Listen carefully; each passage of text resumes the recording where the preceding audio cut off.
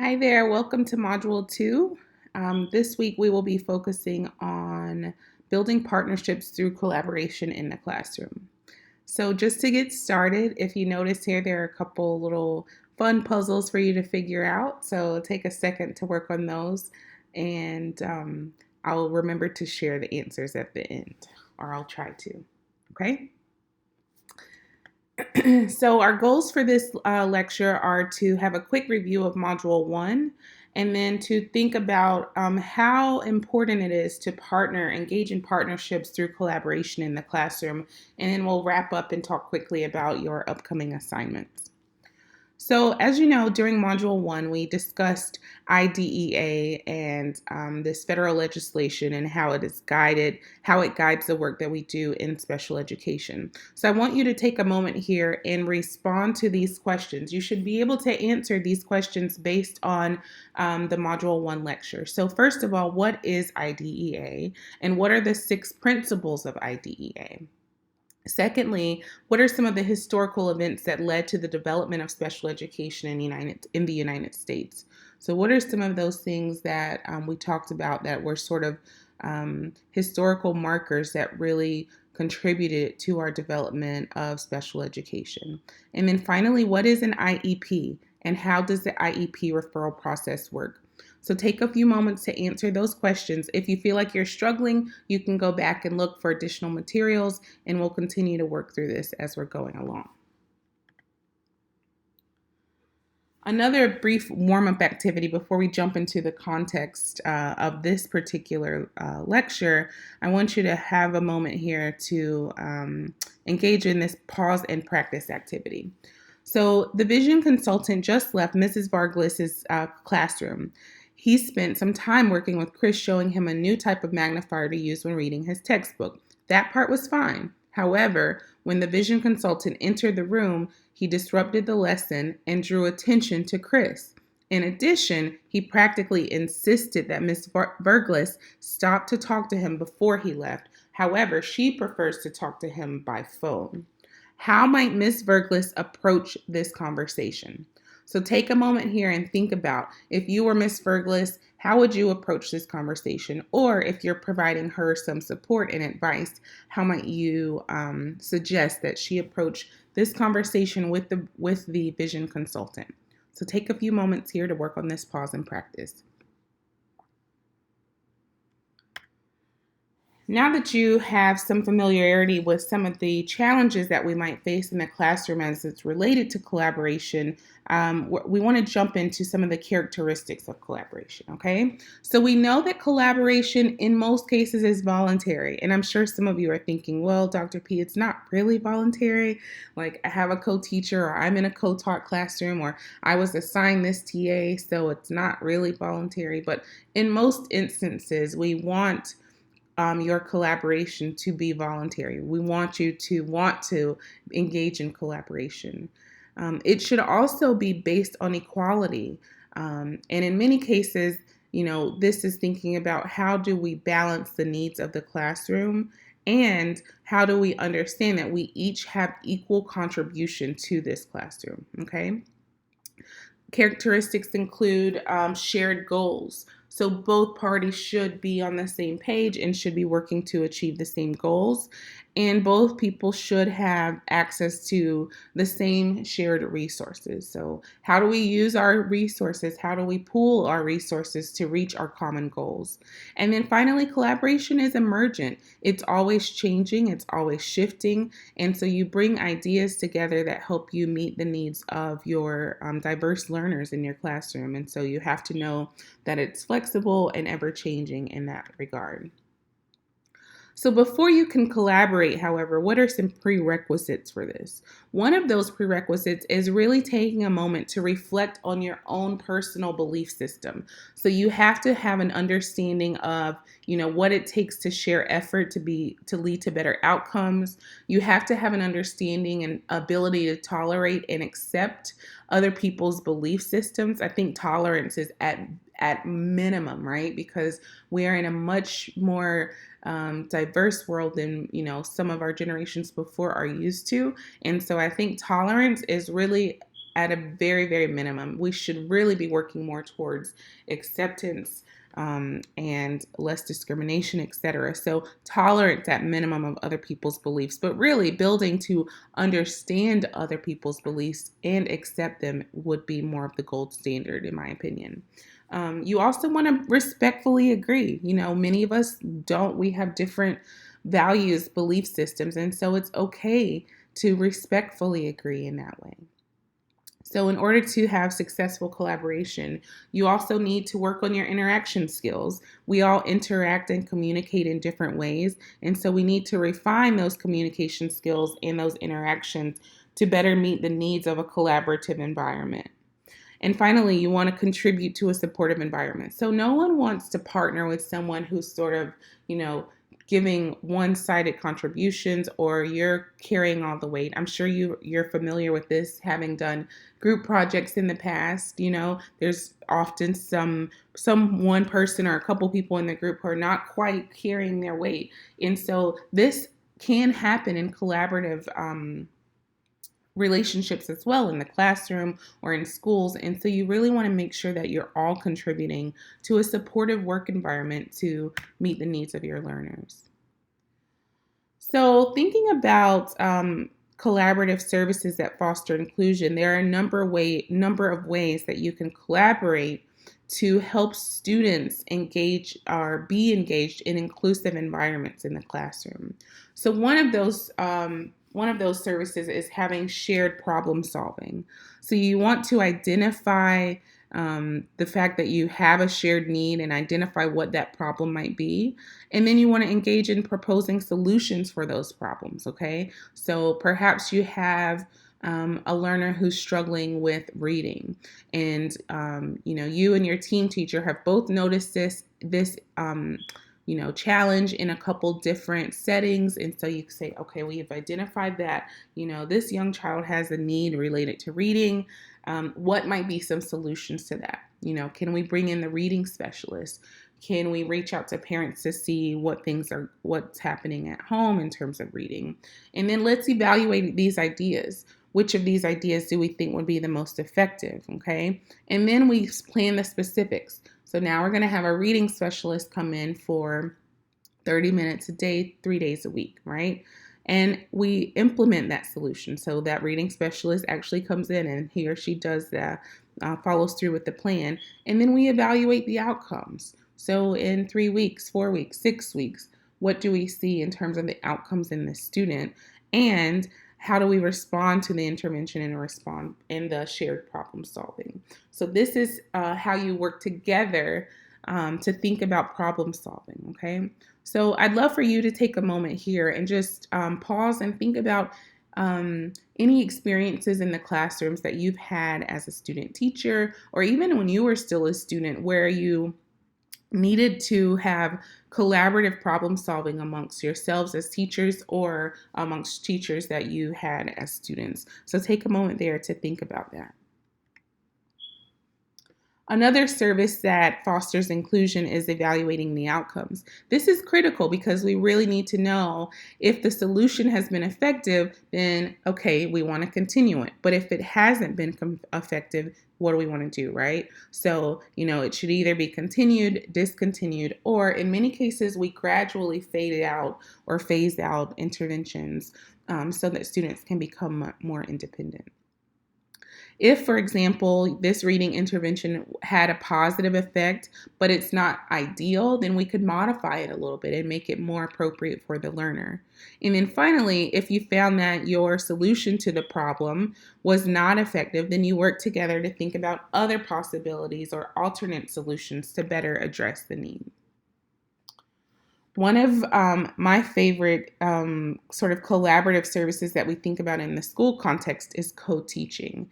And this happens when there are 2 or more teachers. Generally, you have one special ed teacher and one general education teacher who share the instruction for either a single group of students in a single classroom or sometimes across settings, but most often for a single group of students in a single classroom. So this means that you're bringing together 2 professionals who have, in many cases, different points of view. You also have two professionals who sometimes bring pretty specific training and pretty specific philosophies around education that might be quite different from each other, right? And so you're having to combine these strengths, and you want to create options for all of your students, and you want to develop accessibility, and you want to make your classroom more accessible and more inclusive for all learners. And so co-teaching is not always the perfect answer, but in many cases, it's a great opportunity for students to have balanced instruction and to have differentiation, which leads to more effective learning outcomes. So again, it's not always the answer, but when there are enough students and the needs of those students justify the need for two teachers, then it can definitely be an appropriate and worthwhile collaborative experience. All right, so now that we've sort of talked a bit through some of these strategies, if you are Miss Ferglis, how might you approach this conversation? So read the scenario again and think about what you would do differently, having talked about some of the previous strategies that we discussed. All right, so now we're going to move on to co-teaching. I mentioned that briefly in a couple slides before, and I want to talk more specifically about what is co-teaching, right? So co-teaching occurs when two or more educators, a general education teacher and a special education teacher, or sometimes another specialist, share the instruction for a single group of students. So you have two teachers teaching who are responsible for one single group of students. These are some approaches that you can use to engage in co-teaching. So in the one teach, one observe approach, you have one person who's teaching and one person who's collecting data. This is not an ideal co-teaching sort of setup. It's used pretty infrequently, and it's usually used with a specific purpose. For example, if it's time to conduct an assessment, you'll have one of your teachers teaching and the other person is kind of collecting data on a particular student or on a group of students. So this, again, has a very specific purpose, and it's not your everyday go-to co-teaching kind of approach. Station teaching. So this is a second approach. I think this is a pretty common one. You're able to have students, a smaller student to teacher ratio because you're each working with one group of students at a time. You're also differentiating by learning style and or math or reading level or whatever the content is. And so in this way, your teachers are able to address the needs of each group of students and differentiate based on their needs in terms of, performance, in terms of learning style, etc. So you can see here, there's a little example of how these station teaching might be implemented by groups. So for example, Mr. Smith might start out working with the hyenas while Miss Johnson is working with the meerkats. And so the lemurs are working independently, for example, and then they alternate and move around to each station. Okay, so that's another co-teaching approach. A third one is parallel teaching. So during parallel teaching, we essentially divide the class in half, and then you teach to your strengths. So if you have a special education teacher who is, has a background in literacy, and you have the general education teacher who's more, has a more specific training in mathematics, then you're going to teach to your strengths. If this is a lesson on literacy, then you would perhaps have the special education teacher doing the primary teaching on literacy, and the general education teacher would focus on the math. You could also teach to student preference. So how does the student prefer to learn, right? And this allows you to cover a lot of material because you're dividing the classroom in half, but you are addressing sort of all of the needs of all of your learners, once again, in that same way. Alternative teaching. So this is another approach that's useful when there's a small group of students who have different needs. But even within this, you still want to make sure the groups are varied. So the one thing we don't want to see in the general education classroom is this sort of what we call faux or fake inclusion, where we have a group of students with disabilities who are like in the classroom but not really included. They're just there for the sake of being in a general education setting, but aren't actually being engaged and aren't actually being included. And so when you have small group instruction, you want to make sure that you're still switching those groups up so that your students who are learning at different paces are not sort of, we don't want to highlight, we don't want to draw attention, specifically to those needs. So you want to make sure that it's equitable and appropriate in terms of how you pull your groups. This might include some pre-teaching beforehand. It might be used for reteaching. So if you've taught a lesson on the solar system and you have 6 learners who are just really struggling with this particular lesson, then you pull them for some reteaching, right? Or it can be used for enrichment. So you have several different ways that you can use alternative teaching, but it's typically with a smaller group of students, while the majority of the classroom are with one of the teachers, and then you have a smaller group of students for some alternative teaching with the second. Teaming is another approach, and this is probably like the more ideal situation, but also the most difficult setup. Okay, so you have equal shared leadership. You are both contributing equally to the classroom. You're co-teaching a lesson perfectly. You're using charts and boards. You're modeling strategies, and the students are learning from both of you essentially in the same ways at the same pace. They don't see one as, in a hierarchy as above the other. You have just a really well run teamed approach where you're both contributing equally to your classroom. And I think this takes many, many, many years of experience, and it requires a nice personality match. I think teaming is not, I don't know that it can actually be forced. I think there has to be some organic development to that. And again, I think it's a bit rare, but it's very nice to see when it works well in the classroom.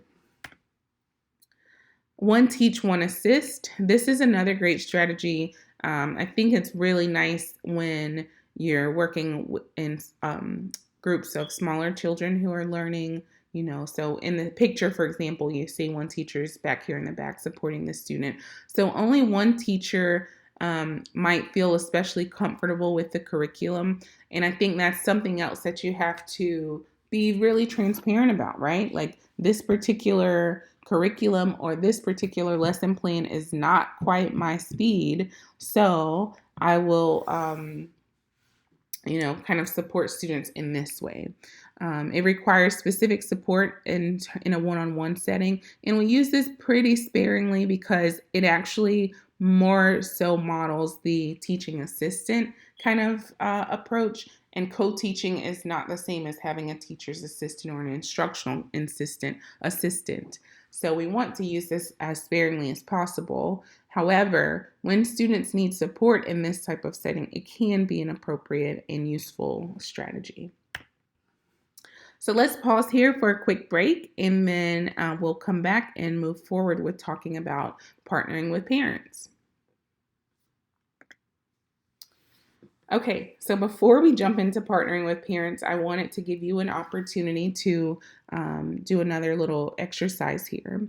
So take a few moments to think about the student makeup and support needs that you have observed in your classroom placements or in any classroom observations you've done, or even in your own personal experiences. So however that applies to you, think about that setting and how have the student makeup and support needs, just think about what those were, okay?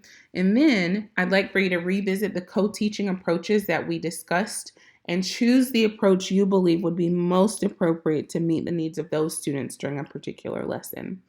So some things to consider here are: who is the general educator, right? Who would that person be? Who is the special educator or the specialist? What roles would each of them play in the classroom? And then finally, how will those roles meet the needs of all of your learners?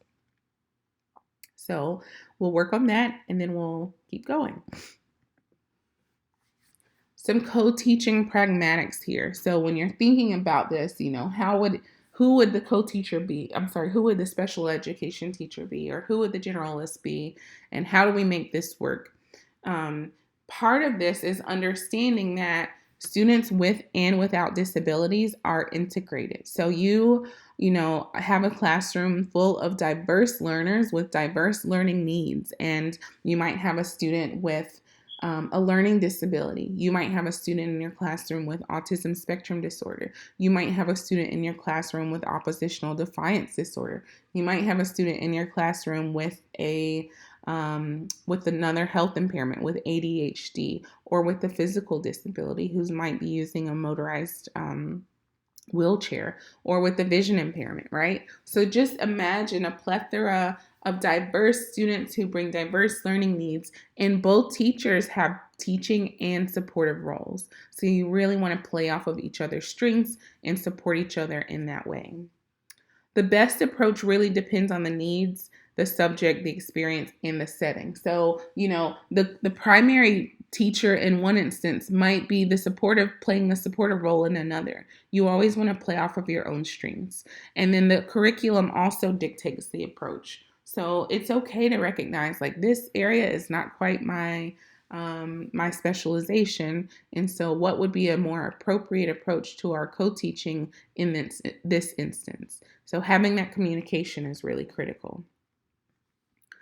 In terms of working on a team, it's important that you identify your roles and that you have professional, personal, and team roles as you think about these approaches. You also want to think about the goals for your team. So you have both task goals for your students and for yourselves, and also maintenance goals that should be explicit. So what are we going to do to achieve this goal? And then once we achieve that goal, how do we maintain it? So how do we work together for the common good of our students? So here's a nice video clip about teacher collaboration, and I'd love for you to take a look at this, and then we will have a quick review of this video when you're finished. All right, so consultation. You've read a little bit about this in your chapter for this week, and consultation is a specialized problem-solving process involving assistance, and it's typically where you have one professional with particular expertise who assists another professional who needs that expertise. So pause here and think of an example of when you might see or have seen or will see an in-school consultation. Who might that be with, and why might that be? Why might you need that? So I'll give you one example here. We have behavioral specialists who come into the schools most often as consultants, and they support students who have behavioral needs, be it oppositional defiance disorder, or in many cases, autism spectrum disorder. And so they provide very specialized strategies on how to manage behavior in the classroom for teachers who may not have quite as much expertise in that regard. And so this is one really good example of what consultation might look like. In some school districts, you have speech therapists and school psychologists who also come in a consultant role, and so you may engage probably more often with a school psych than a speech therapist, but you might engage with a school psychologist as a consultant who's coming in to support you on a specific managing or handling a specific challenge. As noted earlier, there are some complexities of collaboration, right? So you might disagree with your co-teacher. You're not going to always be on the same page. You might view situations from the other person's frame of reference. You need to reevaluate what your solutions are and what they might be. It's important to be aware of your attitude. So how are you going into the situation? What views and attitudes are you taking into that space? And then you need to think about how these disagreements can actually create better options for students. So sometimes you kind of come into a space where you're like, oh, this is not ideal, but what have we learned from this, and how can this shape our teaching for our students in the future? All right, I know you're probably getting tired of Miss Fergus, but I want us to revisit this one more time. And now that we've talked more about approaches to effective collaboration, how might Miss Fergus approach this conversation? Okay. All right. Now we're actually talking about partnering with parents. I jumped ahead after the break. So this probably because this is one of my favorite things. I really, in my work outside of teaching, in my research, I focus pretty specifically on partnering with parents and helping parents understand their role in partnering with teachers. And so this is something I'm super passionate about, and I hope that you all see the value and the importance in partnering with parents and supporting families of children in your classrooms. So ultimately, families have the responsibility for children, right? Our parents are responsible for their children in general. However, families also have the responsibility for assuring that their children receive and benefit from education. But that requires some collaboration with someone else, right? That requires that they're communicating with someone else. And federal law acknowledges that families have a significant role and responsibility in being partners with educators. So in our last module, we talked about IDEA and the 6 principles of IDEA, and part of that includes like that families be involved in with their students learning and with their education. And so many people don't realize that, when you fail to inform a parent of an IEP, meaning that that's in violation of a federal law in many ways. So it's important to recognize and understand the importance and the role of families in your students' education. So historically, parents have fought and won the right to education for children with disabilities, and also the right for parents to have a say in their education. So the reason why we have special education in the United States is because a group of parents of children with disabilities way back in the day, they went and they fought for that, right? They fought for the opportunities that their children have in special education. And so our job as educators is not just instructing students, but it's to strengthen the role and responsibilities of parents in ensuring them that families have meaningful opportunities to participate in the education of their children at home and at school.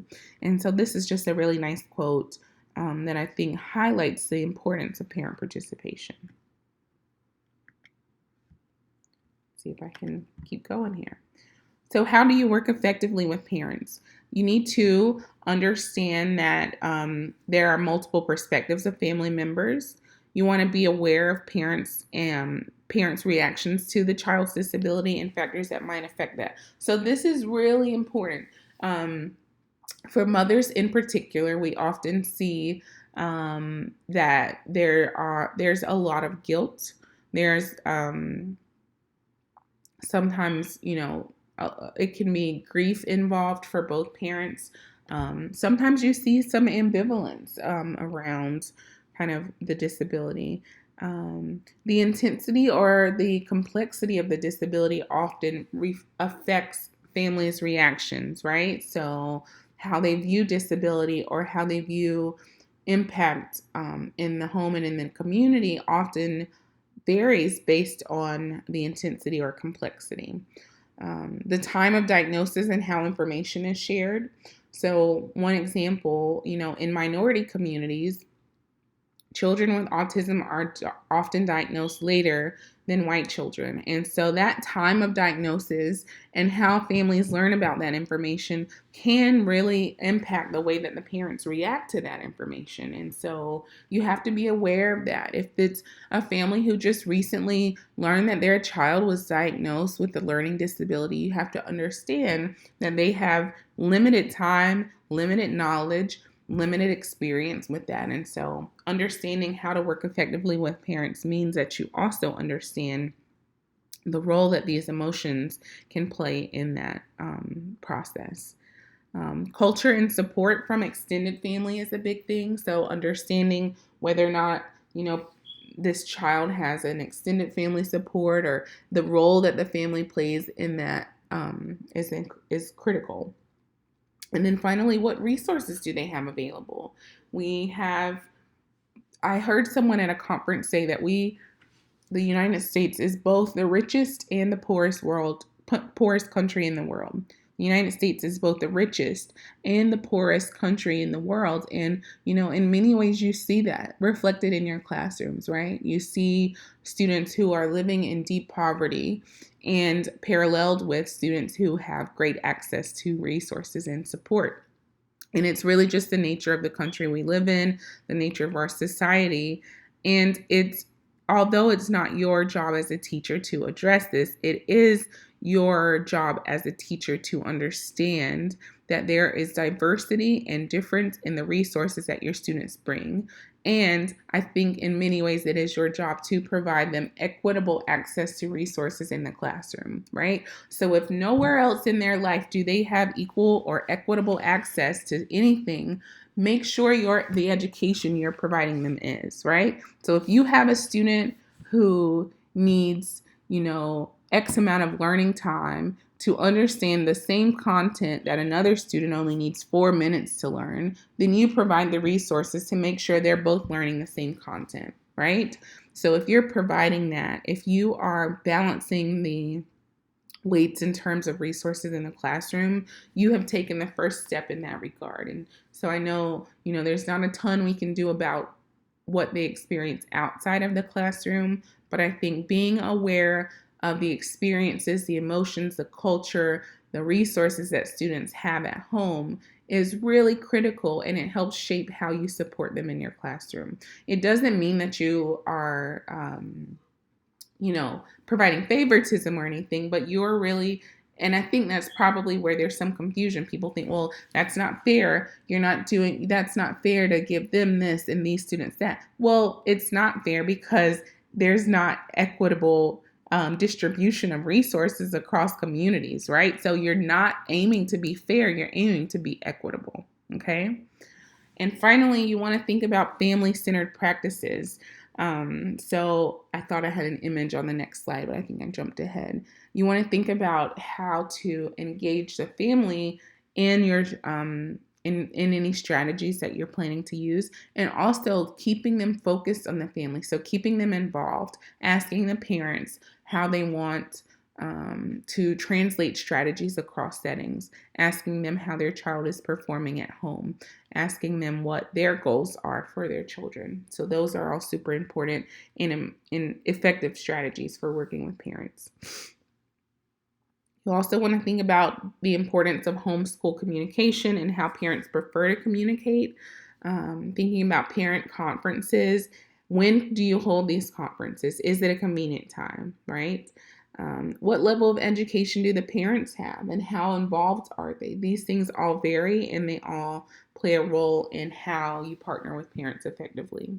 And finally, you have to understand that parent collaboration, it's complex. It's not always easy. It can be very challenging, but we have to understand their frame of reference, their experiences, and where they're coming from. And so that often takes time, and it requires you to kind of step back for a moment and really process what that means for you as the teacher.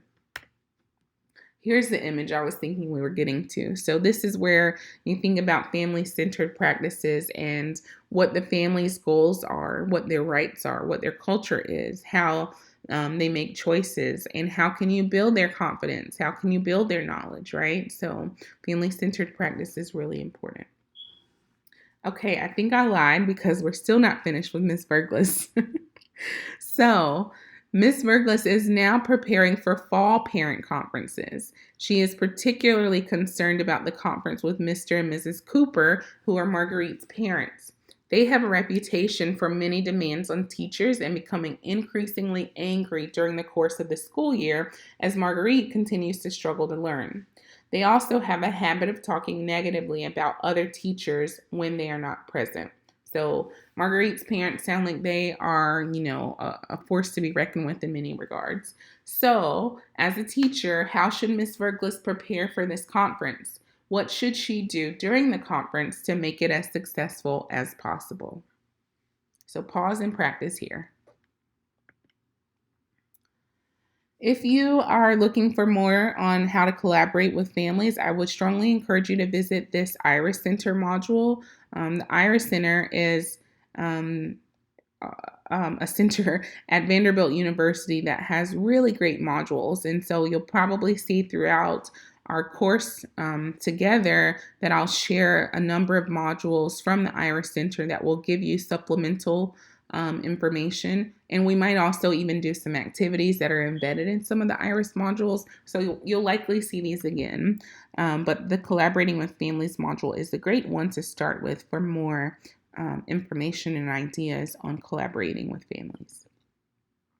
So finally, we'll go quickly to talk about working with professionals, paraprofessionals. The real big goal here is to understand that this is a working relationship. In some ways, it's similar to co-teaching, right? You have to think about how you collaborate, in what ways will you collaborate, and you want to give attention to the complexities of working together and also using supervisory skills. So I think this is the biggest difference between co-teaching and working with a paraprofessional, is that there is, in fact, a hierarchy in a paraprofessional and teacher relationship, because you, as the teacher, are your teaching assistant supervisor. And so there does create a hierarchy in that way.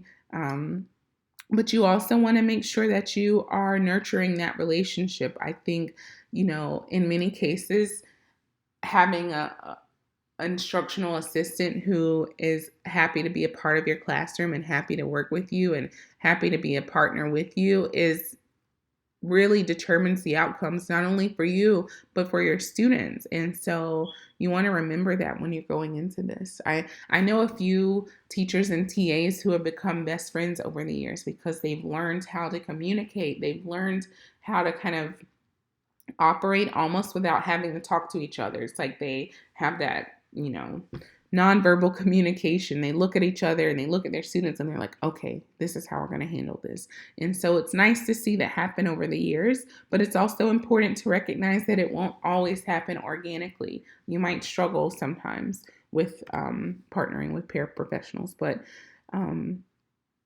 that's also an important piece of collaboration that I wanted to make sure we discussed as part of this unit. All right, so we're at the 37-ish minute mark, and we're going to start wrapping up here. So I hope that this lecture on collaboration has been effective and that you've learned some strategies for co-teaching, for partnering with parents, a little bit about partnering with paraprofessionals, and most importantly, that you've had several opportunities in this lecture to apply some strategies and apply the content that you've learned in this lecture to sort of real life activities. Okay.